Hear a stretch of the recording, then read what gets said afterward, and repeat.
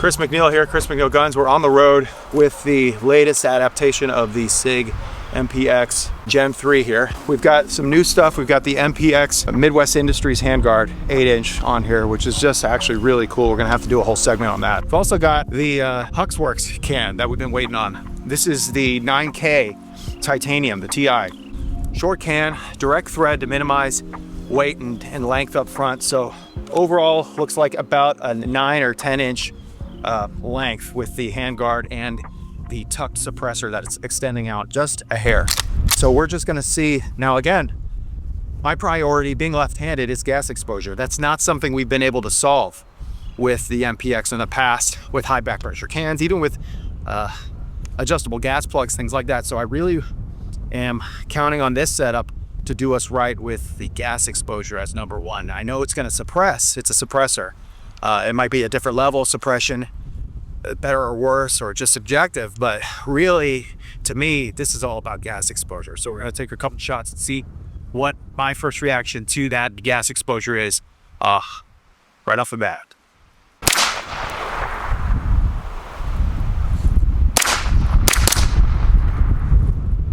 Now it is kind of windy, it's cold out. I hope you can hear that okay. I'm not getting any gas in the face. Now again, it is windy, we're gonna have to test this again. But right at this point in time,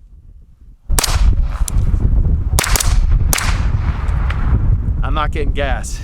Now, with the Wolfman that I've used on several different platforms, I got a lot of gas. Now I'm talking just fouling, just gas, just plumes right in the face, to the point where I'd just grimace when I was shooting.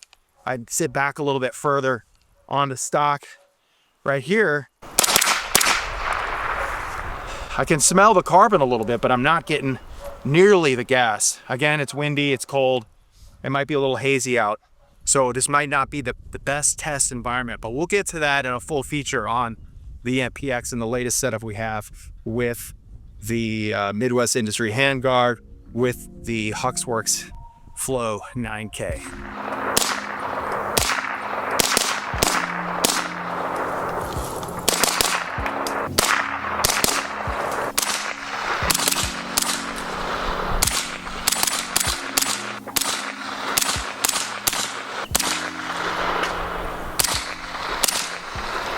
By the way, we are shooting 115 grain supers. These are Blazer brass. So we haven't looked into testing subs yet. Again, this is more of a gas test than a sound test.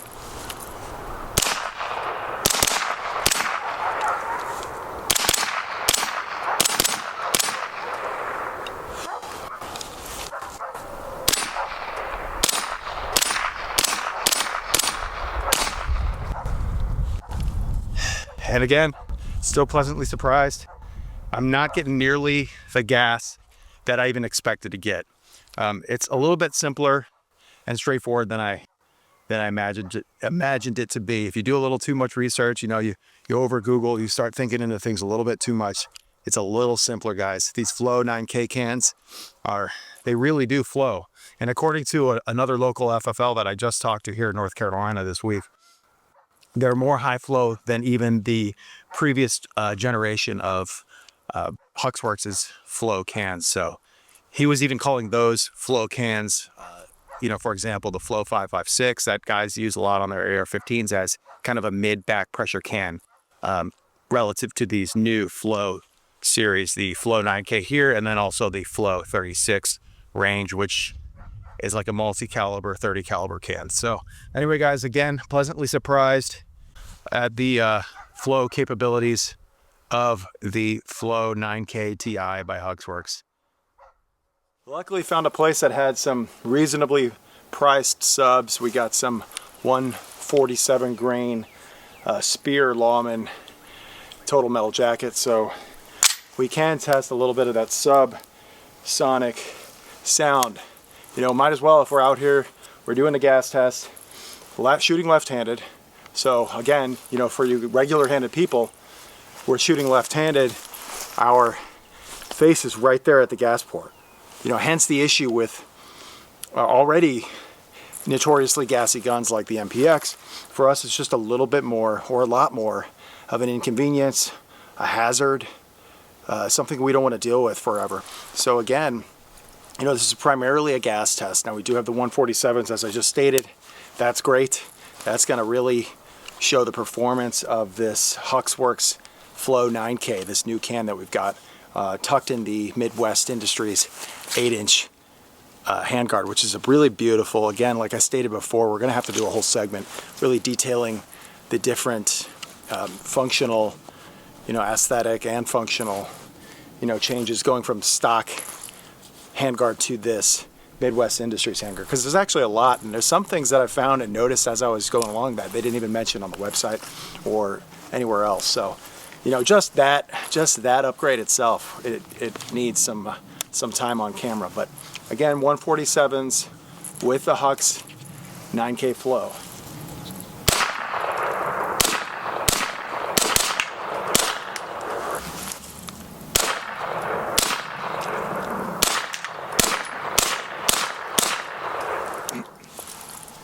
I'll say now that the wind's calmed down a little bit more gas when it's just a stagnant environment like this, a little more gas with the 147s. Let's switch over to the 115s and see if that's any less gassy.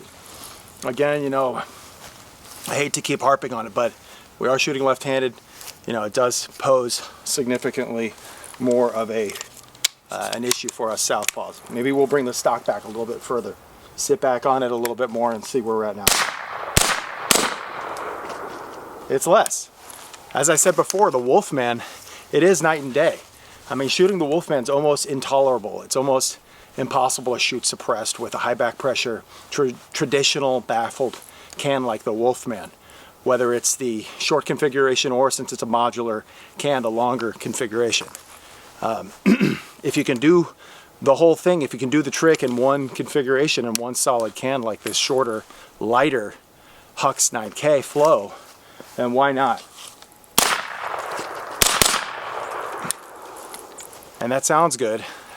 Again, but primarily we're looking at gas here. Let's switch back over to the 115 Supers and see how we're doing with that. Back to Supers, back to our standard range target ammo, 115 Blazer Brass.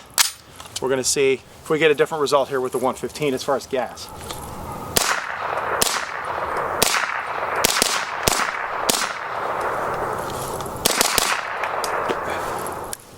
It's about the same.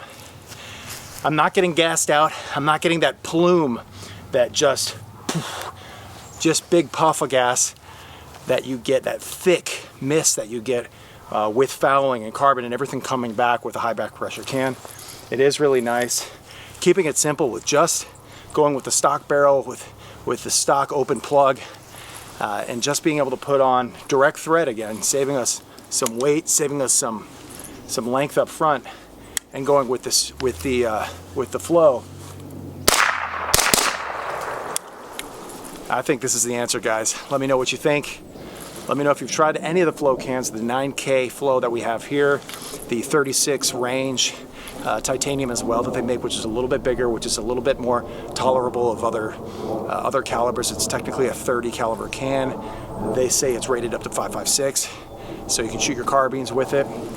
The new Flow cans, and according to an FFL guy I talked to here just yesterday in North Carolina, they're even higher flow than the previous iteration of their Flow cans, the Flow 5.56, etc., that a lot of people that are tried and true now use on their carbines and other rifles.